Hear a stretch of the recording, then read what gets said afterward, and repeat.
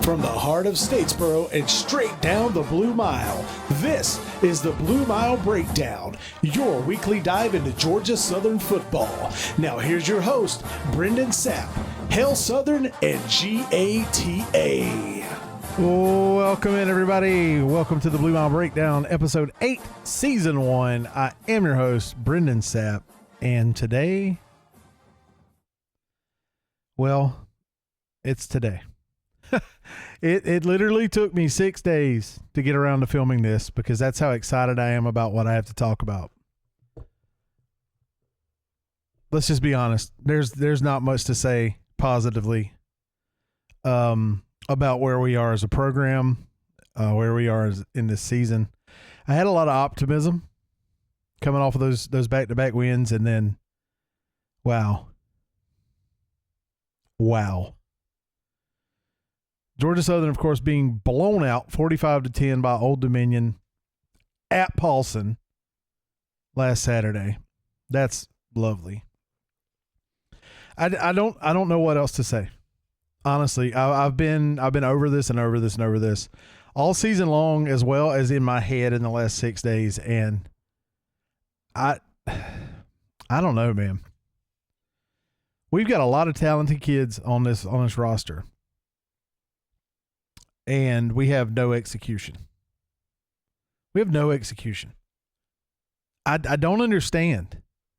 Like, what are we doing at practices? What are we not working on anything?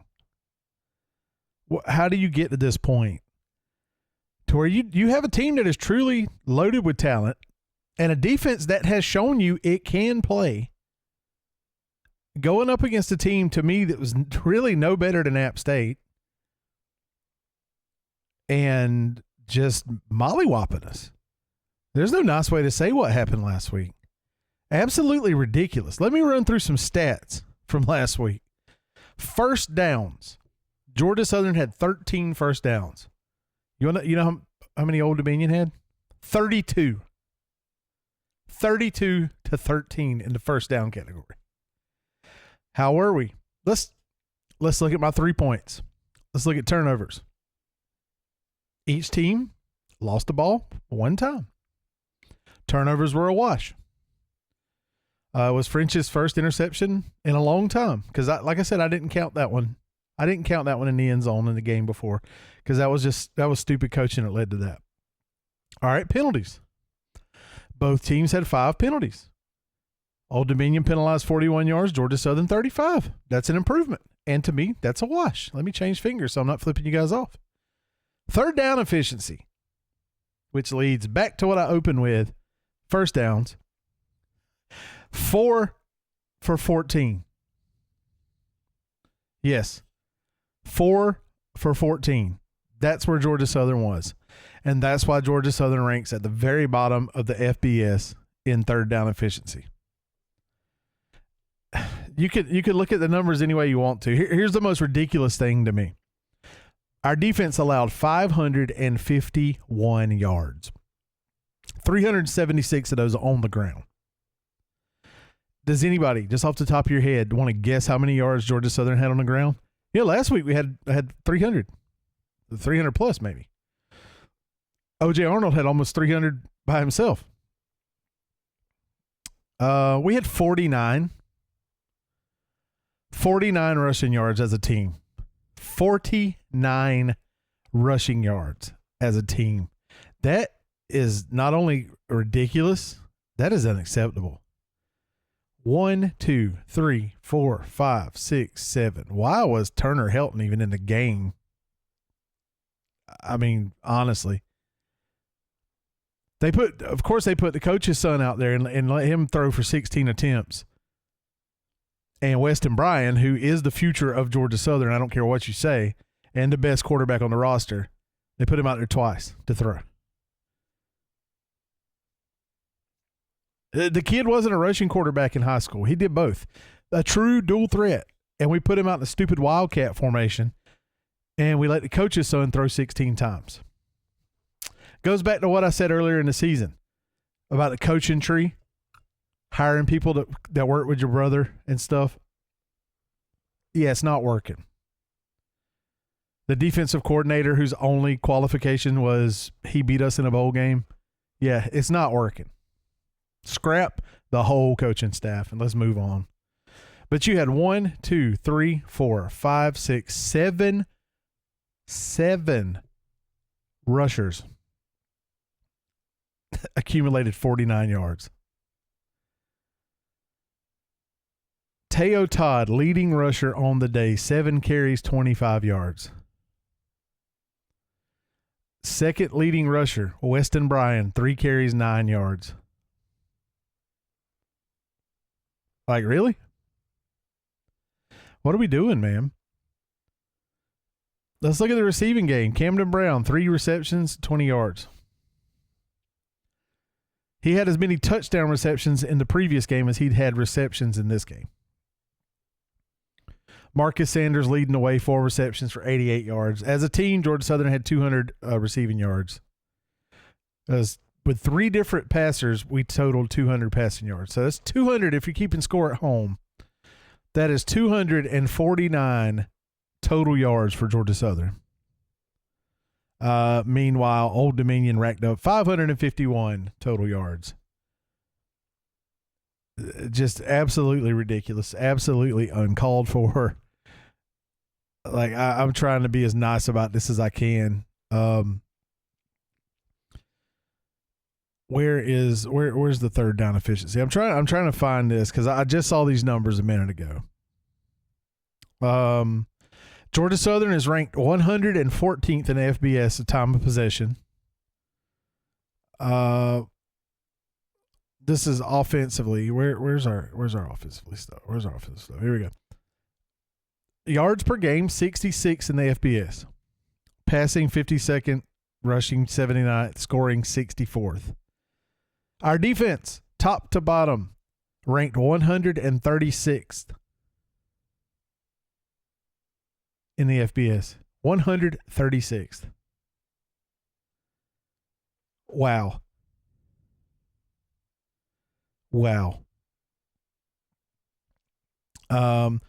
Also, a stat that's not in the overall defense, we're also ranked 133rd on third down. We allow the opponents to convert at 48.3% rate. Those are unacceptable numbers. They are truly unacceptable numbers. And give me a second. Forgive me. Got a little parched. There's nothing to talk about last week. There's no bright light. There's no, well, we did good. No, there's nothing good to talk about last week. Honestly, nothing good to talk about. Horrible showing. I mean, top to bottom. Really, just a horrible showing. Trip Bryant, 1 for 1 on field goals, 1 for 1 on extra points. Had a 26-yard field goal. He amassed 4 of our 10 points. Alex Smith, obviously, extremely busy day since we went 4 for 14 in the on third downs. Alex Smith, 7 punts. Not bad. He pinned him inside the 20 once, had 1 touchback, 323 punting. He had more punting yards than we had total yards. 323 yards. Again, nothing against Alex Smith. That's his job, and he's good at it. When you can punt 7 times and have an average of 46.1, that's good, man. That's good punting. Unfortunately, I wish we didn't see Alex Smith so often. I mean, if I'm being honest, I really wish we did not see him as often as we do. Oh, we went for it on 4th one time and we failed. Old Dominion, of course, not having to because they had 32 first downs. I mean, honestly, it was like Old Dominion just came and played against a practice squad. That's what it looked like. That's what it felt like. I'm gonna watch the game tomorrow, but if by the end of the first quarter it looks like it's on route for this one, I'm out. I'm out. Honestly, I feel like I've been pretty optimistic this season. More optimistic than I should have been, obviously, because we're 5-6. But there's just nothing to be optimistic about at this point. There's really not. Because even if we somehow pull off a win against Marshall on Saturday and we sneak into a bowl game, we're going to get blown out in the bowl game. Let's be honest. Unless we luck up and get like one of those 5-6 teams that's just terrible that snuck in the back door because there weren't enough bowl eligible teams. And even then we'll probably still be blown out. I have no glimmer of hope for this team at this point, not this year. And I'm not mad at the players. First and foremost, I am not mad at the players. I've not been a JC French fan. I'm well outspoken about that. I have been impressed by what he did this year. I think he's had a much better season than he did last year. He had a couple of bad games that racked those interception numbers up. I think he made better decisions this year. He would tuck the ball and just take off with it instead of throwing to a receiver that had 4 defenders on him like he did last year. I can't put the record on French. I can't. He hasn't done horrible this year. He's had a much better season. As someone who's not a big fan of his, I've been impressed. I think he's done an outstanding job. I think he has been dealt a garbage hand, as has the rest of the team. I had a lot of faith in Clay Helton. I had a lot of faith that he would assemble a staff under him that would lead us back to glory. And so far, that has just not panned out. It's been closer to the opposite, honestly. We've done good implementing this new style of offense at Georgia Southern, but it really doesn't matter if our coaching staff calls dumb plays that don't lead to first downs, or if our defensive coordinator is completely lost. And I'm not saying he is, but he certainly looks like it. Like when I see what our defense looks like on the field on Saturdays or Thursdays or whenever we're playing, it looks like they have no leader. It looks like the coach that's telling them what to do is lost. Okay. Hypothetical, but it ties into reality here. So say you're the coach, you're the defensive coordinator, and you're playing a team, and that team is handing the ball off to the running back up the middle, and he's getting 7 yards, and he's getting 7 yards, and he's getting 7 yards, and he's getting 7 yards every play. Do you make a change, or do you just keep running the same defense? Because it only takes so many 7 yards to go 100 yards. And if he's got the ball on the 6, guess what? That 7th yard is a touchdown. You know, there's never an adjustment. I don't see any adjustments on when things are going wrong. There's no change in play call. What happened to the defense that we had at App State? What happened to the defense we've seen over the last couple of games where, Coastal Carolina game, App State game, where we've held, the rushing defense is held strong. What happened to that defense? Where were they at last Saturday against Old Dominion? I don't know. I didn't see them. I did not see them at all. I feel like they did not get off the bus. And again, I'm not blaming the kids. I'm blaming the coach. I'm going to put the blame right where I feel like it belongs. And that's the man in charge. The man calling the plays. The man that is constantly seeing that this isn't working and has not made a change. I don't know what you do in your day-to-day life, but if you've got a job that requires you to make decisions in leading other people, and you see every day that this guy struggles with this, but he could excel over here, And this guy struggles here, but he could excel over there. Instead of swapping them to make them excel and make your team do better, you just leave everything the way it is. That's what our defense has done all year. That's what our defensive coordinator's done all year. And I'm not talking about swapping personnel on the field. I'm saying when you see that they're running the ball up the middle or outside, wherever they're running the ball, when you see they're running the ball in the exact same spot time after time after time, and you don't make an adjustment to cover that spot and to try to shut them down, what are you doing? What are you doing? You've got to make some changes. You got to make some adjustments. And, you know, like him or not, Kirby Smart is a coach that can make halftime adjustments. Nick Saban was a coach that can make halftime adjustments. Willie Fritz is a coach that can make halftime adjustments. We have not seen halftime adjustments at Georgia Southern, I don't think, since Willie Fritz. I honestly don't think I've seen a halftime adjustment for a team at Georgia Southern since Willie Fritz left. I really don't. And our coordinator quality has just done this year after year. We are really at the bottom of the barrel in FBS coordinators.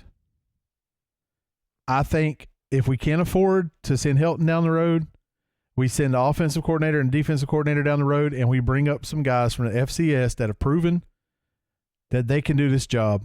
Because you think about it, a lot of head coaches in the FCS will take a coordinator job in the FBS level to get their foot in the door. Not everybody gets that Willie Fritz story, you know, where you were a head coach in FCS, you moved up to head coach in FBS, and you've been successful. Not everybody gets that. So a lot of these guys that are offensively or defensively minded and are at a head coach position in the FCS, but are proven winners with strategies that work, they would take a coordinator position in the FBS, you know, to get their foot in the door for a head coaching job down the road. And I think that we need to do that. We need to get away from Helton's family tree of hiring, and we need to try to bring in some guys that are hungry, that have something to prove, and that can put us on a winning track again, because this isn't working. It's been a fun experiment. I think it's time to move on. It's not working, and move on. Take that however you want. Move on. If we can't afford to move on from everybody, let's get rid of the ones we can and move on. Honestly, I don't have any more suggestions at this point for what to do. I think this season is a wash. I think we lose to Marshall on Saturday, and it's the end of the season. I really think tomorrow's the last game of the year. And if we're not going bowling, I think coaches need to be packing. I think let's roll the train of U-Hauls into Statesboro and get them out. And I've honestly only ever felt this way about two coaches in the history of Georgia Southern, and that's Brian Van Gorder and Tyson Summers. Yeah, I said their names. Those are the only two coaches I've ever felt that way about at Georgia Southern, that it's time for them to go. Actually, both of them I said should have never been hired, and I was exactly right on both of those. And I said it when they were hired, not hindsight. When they hired them, I was like, who? Why? Get them out of here. And they didn't stay long, but just long enough to tarnish the reputation of the football program. And I'll say it again, personally, I like Clay Helton. I've had a chance to meet him. I've had a chance to talk with him. I think he's a great human being. I think he's a good guy. And I think he's a good coach. A good coach. Right now, Georgia Southern doesn't need a good coach. Georgia Southern needs the second coming of Ert Russell to save this program. Honestly, that's how bad it's gotten. It's going to take a Paul Johnson, Ert Russell level coach, a Jeff Monken level coach, to put us back on track. And no, I'm not saying go back to the triple option. As much as I love it, it doesn't work at the FBS level. If it did, UGA, Alabama, Ohio State, Texas, they'd all run it. It doesn't work at the FBS level. Look at Georgia Tech's success since they got away from their triple option experiment. You know, they've done a lot better over the last few years. I love the triple option. Absolutely love that offense. It's my favorite offense to watch on the field. I coach triple option football. That was the offense I ran as a coach. I love it. But it was time to move on. It was time to step up and play big boy football. Now we just need to get the right coaches in to coach the style of offense we've got now. Whatever that means. If that means firing everybody and starting over, so be it. If it means we let some coordinators go, so be it. I'll say again, if we don't pull up a hungry FCS coach, I know a hungry coach in the FBS that would love nothing more than to come back and be the defensive coordinator at his alma mater, Victor Cabral. I'll put his name out there again. Speaking it into existence, I want to see him as the defensive coordinator at Georgia Southern. Offensive coordinators, I don't care. Anybody's better than this guy. Georgia hates Mike Bobo. Go get him. We'll take him. All you fans up there, you hate him. You want him gone. Fire Bobo. I see it every week on social media. We'll take him. Send him to Statesboro. Heck with it. We'll take him. Anything's better than what we got.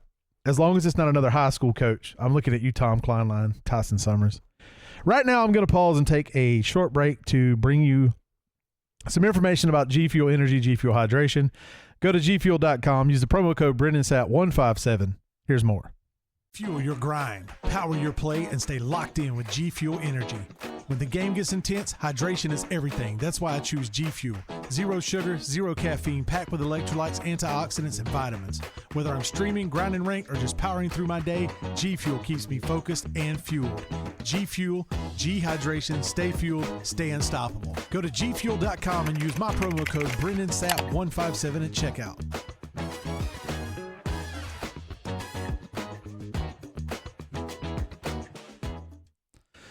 All right, switching gears here. We are done talking about the Old Dominion fiasco. We are looking ahead to the Marshall Thundering Herd. For some reason, we're playing them on rivalry week at Jones C. Edwards Stadium in Virginia at 1:30. Another afternoon kickoff game. It's going to be on ESPN Plus, and I don't know, man. Weather is going to be chilly up in Huntington. They are showing a 39-degree temperature at kickoff time. That's pretty chilly. We can kind of compare some head-to-heads, and we can compare some stats. Once again, facing a true dual-threat quarterback. We've got one sitting on the bench. I'll move on.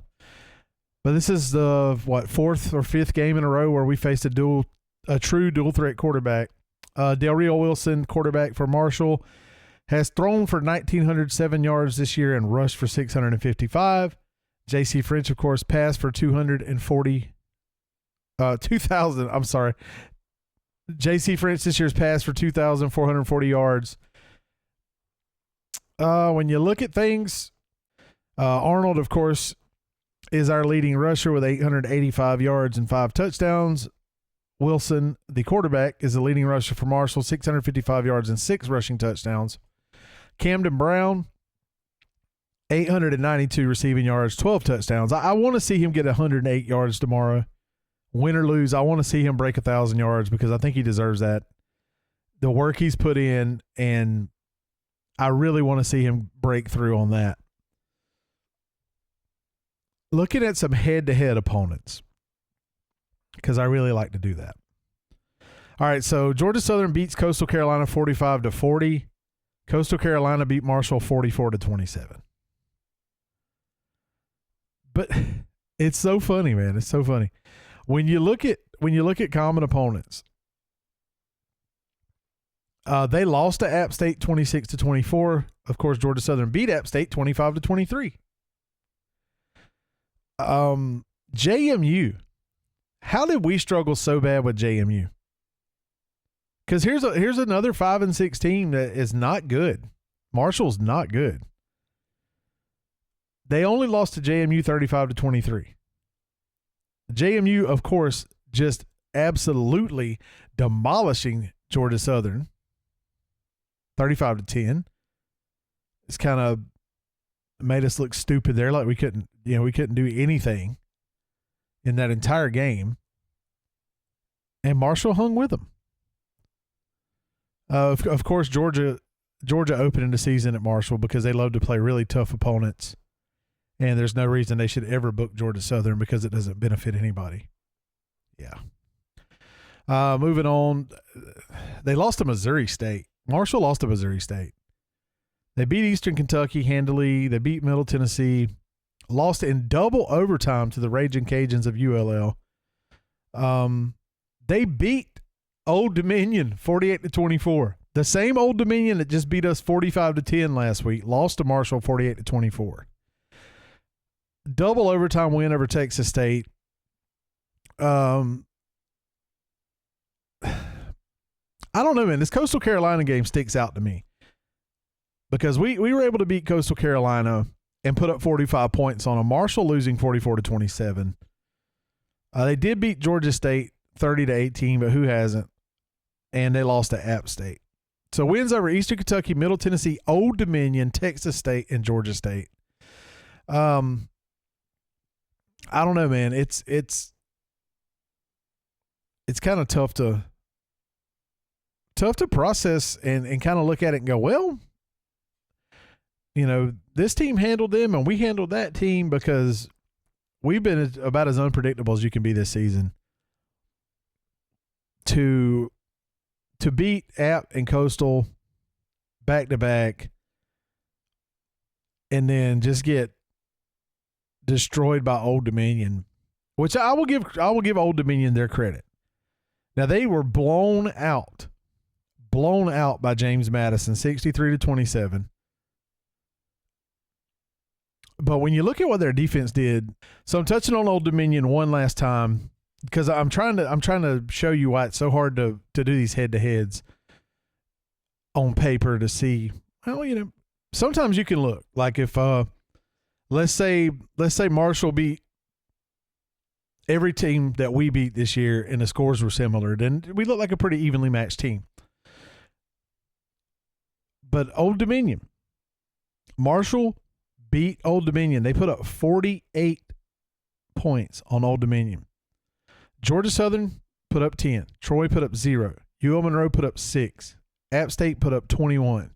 Coastal and Liberty put up 7 each.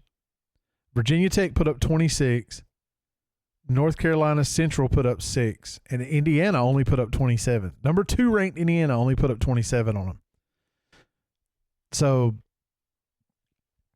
I guess I can kind of take back a little bit about what I said about how bad our offense played last week, but I can't at the same hand because we did play horribly. But how did Marshall put up 48 points on Old Dominion? How did Marshall even win this game? And it was never close. It was 24-10 at halftime. Then it was 41-10 going into the fourth quarter. And Marshall scored 7, made it 48. Old Dominion, trash time, got 2 touchdowns and made it look a little better on paper. But this game was never close. And it makes me wonder, is that what we're going to see again in this Marshall-Georgia Southern game? Or am I surprised in our the defense we played against App State, do they show up? I don't know, man. It's so hard to predict Georgia Southern this year, and it's because we're a tale of two teams, and you never know which team's going to show up on Saturday. And that's, again, I'm going to go back and blame the coaching staff for that because good teams don't have two identities. They don't. You look at Ohio State. Ohio State is Ohio State is Ohio State. You know what to expect out of them every week, no matter who they're playing. UGA, you know who to expect every week, no matter who they're playing. Alabama, you know who to expect every week. You see what I'm saying? And even when you drop back James Madison, you know who to expect every week, no matter who they're playing. Georgia Southern, you have no idea which team's going to show up. That FBS level team with a good defense and a productive offense, are they going to show up? Or is this middle school level team that we've put on the field at least 5 times this year, 6 times this year, are they going to show up? Who knows? And again, I'm going to blame the coaches on that. And that's all I have to say about it. My prediction for this game, I think we drop this game. I think it's the end of the season. And if it is the end of the season, I hope it's the end of the road for some of this coaching staff, if not all of this coaching staff. Clay Helton's not going to get any phone calls to go coach anywhere else. I can tell you that. It's not going to be one of those, well, maybe somebody will hire Helton away. Yeah, nobody wants him. Why would they? Why would they want him? If we win tomorrow, he has another mediocre season at Georgia Southern. We got to move on from the mediocrity. We've got to get back to Georgia Southern football. Right now, we're not playing it, and it's not being coached in Statesboro. The GATA mentality does not exist in Statesboro right now, and you're never going to convince me that it does, because I've watched the games, and nothing I've seen is GATA. I've seen some GAG. I've seen stuff that made me want to gag, but I have not seen GATA out of Georgia Southern and Statesboro this year. And the couple times I have seen it, it's been a glimmer of hope. It's been something that made me go, oh, man, that was nice. That's what we like to see. But it's brief, and it fleets. Guys, real quick, I got to take a pause to tell you about Gamer Advantage Eyewear, the best on the market. I'll say it, the best on the market. And if you're struggling with eye strain, dry eyes, eye fatigue, if you spend time in front of a screen, you need to get these glasses. Someone asked me, because I had neglected to tell this, yes, you can also get them made in your prescription, which is what I have. So these aren't just blue blocker glasses. These actually are legitimate prescription glasses. Anyway, go to gameradvantage.com. Use the promo code BrendanSapp157. Here's more. Hi, Brendan Sapp here, better known in the streaming community as Brendan Sapp157. I'm here today to talk to you about Gamer Advantage glasses. Before I discovered Gamer Advantage eyewear, gaming was taking a toll on my eyes. Long hours staring at a screen left me with constant eye fatigue, dry eyes, and restless nights. I was tired, frustrated, and frankly, losing my edge. But then I found Gamer Advantage. These glasses aren't just any gaming glasses, they're a game changer. With their state-of-the-art blue light technology, Gamer Advantage glasses filter out all the harmful blue light that's been keeping you up at night. No more eye strain, no more dry eyes, just clear vision and a great night's sleep. Now, I wake up refreshed, ready to take on any challenge, whether it's IRL or in the game. If you care about your eyes, whether you're a gamer, programmer, or anyone who spends time in front of a screen, I highly recommend Gamer Advantage eyewear. Protect your eyes, perform at your best. Gamer Advantage. See the game, save your eyes. So I don't know, man. I hate to be so negative. I truly do, especially about a program that I love so much. But it's hard not to be negative at this point when the best we can do 6-6 and head to a bowl game. That's what I want to see. I still want to see us win. I want to see us beat Marshall tomorrow, and I want to see us play in a bowl game. I want to see us win a bowl game. Would I be excited about finishing 7-6? No. Of course not. Of course not. I want us to finish 12-1, 13-0. I want that playoff spot. But right now, the sad truth about Georgia Southern football right now is we're not even close. We're not even close to winning the East Division of the Sun Belt, let alone having a playoff-worthy season. I would be embarrassed for us to be in the playoffs, because I'd know that first game we were going to look like TCU Georgia in the national championship a few years ago, where it should have been aired on Comedy Central instead of a sports channel because it was such a joke. That's sadly the state of Georgia Southern football, and I don't know what we've got to do to get out of this and to move on, but we've got to get out of this and move on, and it's way past time. And I truly hope that somebody with some decision-making power makes some decisions and brings change to Statesboro. This won't be the last episode of the season, win or lose tomorrow, because we still have a lot to talk about.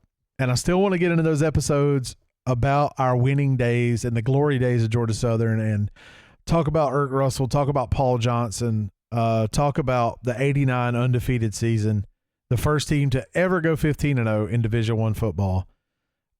That kind of stuff. You know, where did the traditions come from? We might have some newer fans that don't know why we ride those ugly, janky yellow school buses. I don't think they're ugly and janky. I love them. But that's because I know why we do it. But to a newer fan, why do they ride those ugly, janky yellow school buses? That's the kind of stuff I want to cover. And that's the kind of stuff I'm going to cover once this atrocious season is over. So that's going to be the content that we talk about. And I look forward to watching the game tomorrow. And I certainly hope to see a better Georgia Southern team than we saw last week. I want to see Georgia Southern win. I want to see us go to a bowl game. And then I want to see some U-Hauls in Statesboro. If I could have one Christmas wish beyond my family and friends being healthy and happy, that Christmas wish would be to see some U-Hauls in Statesboro moving coaches out. I said it. I don't care. I'm going to say it. You guys always know I'm going to say what I'm going to say, and I don't care if you like it or not. You don't have to listen. Think I'm an idiot? Cool. Tell me in the comments. I don't care. Because most of you that would call me an idiot live your life smoking hopium and believing that we can continue down this path and be successful. There's an old saying that gets overused, but I'm going to use it here. When you do the same thing over and over, expecting different results, that is the definition of insanity. And I feel like we're living in an insane asylum in Statesboro right now because too many people still have faith that we're on the right path. And then another portion thinks that we need to go back to FCS. They also live in a mental asylum. Then there's us, this wedge, that are like, I'm not happy. We need change, but I still love my Eagles. That's a small wedge. Sadly, that is a small wedge out of the fan base in Eagle Nation. And that wedge needs to grow bigger on the pie chart. It really does. None of us are happy with a mediocre team. None of us are happy with the garbage that we've dealt with since Willie Fritz left. But it's where we are. It's where we are. We're not the first program to be in such dire straits. We just got to find a way to pull out of it and, turn it around, make the best of it, get back to double-digit wins. And how do we do that? I don't know. But I think it starts with some U-Hauls coming to Statesboro. That's all I got this week, y'all. Love you guys. Thank y'all for tuning in. Make sure you spread the word. Tell your friends. Especially tell your friends that love this coaching staff so they can come be mad at my podcast. Because, I don't know. I don't care. Let them be mad. Sometimes the truth hurts, but it needs to be said, and that's what I like to do here. Anyway, I will see you guys next time. Until then, GATA and Hell Southern. This has been the Blue Mile Breakdown, brought to you in part by Gamer Advantage Eyewear and G Fuel Energy. Make sure to tune in next time as we dive deep into Georgia Southern football.